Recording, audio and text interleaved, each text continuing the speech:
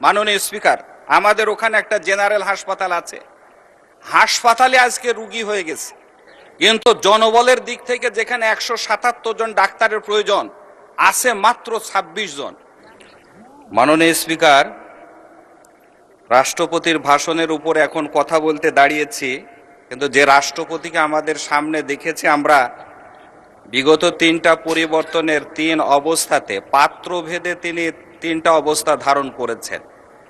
দেশ ও জাতির স্বার্থে সবার উপরে উঠে সবসময়তে তিনি কথা বলতে পারেননি, যার কারণে তার ভাষণের উপরে আমি ধন্যবাদ জানাতে পারছি না।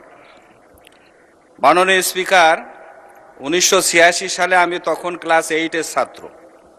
এরশাদ সাহেব তখন ক্ষমতা পরিচালনা করছিলেন। বিরোধী দলের ঘরের ভিতরে হয়তো একটা সিদ্ধান্ত ছিল যে তার অধীনে নির্বাচনে যাব না, কিন্তু না যাওয়ার কারণে আজকে 40 বছর পর পর্যন্ত আমরা তাদেরকে বিশ্বাসঘাতক বলে উল্লেখ করছি।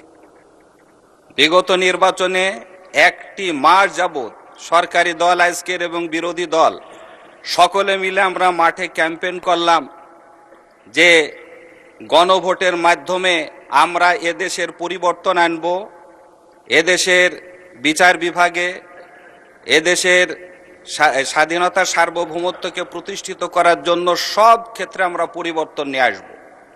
আজকে যদি আমরা সেই গণভোটের 70% ভোট পাওয়ার পরেও তার থেকে পিছিয়ে থাকি, 1000 বছর যাবৎ এ জাতি আমাদেরকে বিশ্বাসঘাতক হিসাবে উল্লেখ করবে, যাদের দ্বারা এটা বাস্তবায়িত না হবে। সম্মানিত উপস্থিতি, এখানে বলা হলো যে আমরা ভিতরে একরকম কথা বলছি, বাইরে একরকম কথা বলছি। এখানে তো আমরা কথা বলার জন্য 1 মিনিট 2 মিনিট এর বেশি আমরা সময় পাইনি, কিন্তু জাতি যে সমস্ত সমস্যার মুখোমুখি হচ্ছে, এখানে তেল আছে বলে আমাদেরকে জানানো হলেও বাইরে যে দেখি যে আমরা হাজার হাজার মানুষ তেল পাওয়ার জন্য লাইনে দাঁড়িয়ে আছে, তাহলে বাইরে যে আমাদের জনগণের ভাষাতে কথা বলতে হবে। এখানে গ্যাসের সংকট নেই, আমরা দেখছি গ্যাসের দাম বাড়ানো হয়েছে এবং ফ্যামিলিগুলার থেকে জানানো হচ্ছে যে দিনের পর দিন সে জায়গাতে চুলা জ্বলছে না।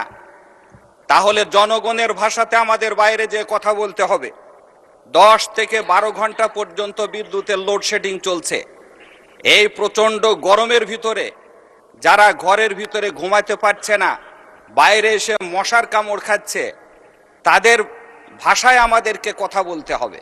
বিধায় সব কিছু যে আমাদের সরকারি দলের ফেভারে যাবে এমনটা নয়। জনগণের কথা আমরা এই সংসদে বলতে এসেছি, জনগণের কথা আমরা বলবো এই জায়গাতে ইনশাল্লাহ। সম্মানিত উপস্থিতি, আমি এমন একটা এলাকা থেকে নির্বাচিত হয়েছি, আলহামদুলিল্লাহ প্রত্যেকটা সংসদ সদস্য এই জায়গাতে উপস্থাপন করেছে, প্রায় দেখি আর কি যে নদী ভাঙন এলাকা হিসাবে উপস্থাপন করেছে। আলহামদুলিল্লাহ আমাদের নদী ভাঙন নেই, কিন্তু যে 2-3টা নদী আছে, এ 2-3টা নদী বর্ষাকালেও স্রোত প্রবাহিত হয় না। ভৈরব নদী মেহেরপুর থেকে আমাদের মাথাভাঙা নদীতে সংযুক্ত হয়েছে প্রায় 56 কিলোমিটার। 18-19 অর্থ বছরে এই নদী খনন করা হয়েছে, কিন্তু সুইচ গেট না থাকার কারণে এই নদীতে পানি থাকে না, বর্ষাকালে প্রবাহিত হয় না এবং কচুরিপানাতে ভরে থাকে। যদি সুইচ গেট হয় 2 থেকে 3 মিটার পানির উচ্চতা বেড়ে যাবে এবং আমাদের আর্সেনিক এলাকা, আর্সেনিক প্রবণ এলাকা, সে জায়গাতে আমার মনে হয় যে পানির উচ্চতা বাড়লে আর্সেনিক কিছুটা কমবে এবং আয়রন কিছুটা কমবে।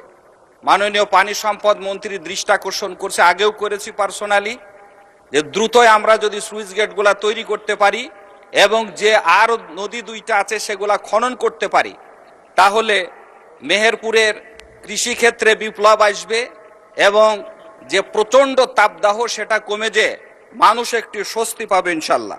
সম্মানিত উপস্থিতি, আমাদের ওখানে একটা জেনারেল হাসপাতাল আছে। মাননীয় স্পিকার, আমাদের ওখানে একটা জেনারেল হাসপাতাল আছে, হাসপাতালে আজকে রুগী হয়ে গেছে। তবে মাননীয় স্পিকার, আমি কোন সূত্রে একটু সময় চাবো, তবে মুজিবনগর স্বাধীনতার সূতিকাগার সেই সূত্রে একটু সময় বাড়িয়ে দেবেন আশা করছি। মাননীয় সদস্য 1 মিনিটে সাম আপ করেন। ইনশাআল্লাহ। প্লিজ। মাননীয় স্পিকার, আমাদের যত আলোচনা এসেছে আমি লক্ষ্য করেছি দুইটা কমন আলোচনা আমাদের সবার কাছে থেকে এসেছে। সেটা হচ্ছে স্বাস্থ্য সেবার দুরবস্থা, আর 2 নম্বর হচ্ছে কি যে এই নতুন প্রজন্ম মাদকাসক্ত হচ্ছে। এই জন্য সব জায়গার মতো আমার ও জায়গাতেও স্বাস্থ্য সেবার দুরবস্থা আছে। একটি হাসপাতাল অবকাঠামোগত দিক থেকে 250 শয্যা বিশিষ্ট হয়েছে, কিন্তু জনবলের দিক থেকে যেখানে 177 জন ডাক্তারের প্রয়োজন আছে মাত্র 26 জন। আদার্সগুলাও এরকম আছে। মুজিবনগর একটা স্বাস্থ্য কমপ্লেক্স আছে, অ্যানালগ যুগের একটা মেশিন আছে, এক্সরে মেশিন আছে, যার ফিল্ম এখন পাওয়া যায় না এবং অপারেটরও নেই। এজন্য সম্মানিত উপস্থিতি, সম্মানিত মাননীয় স্পিকার,